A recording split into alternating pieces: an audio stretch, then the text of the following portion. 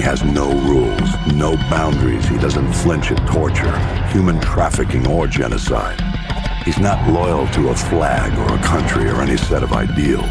He trades blood for money.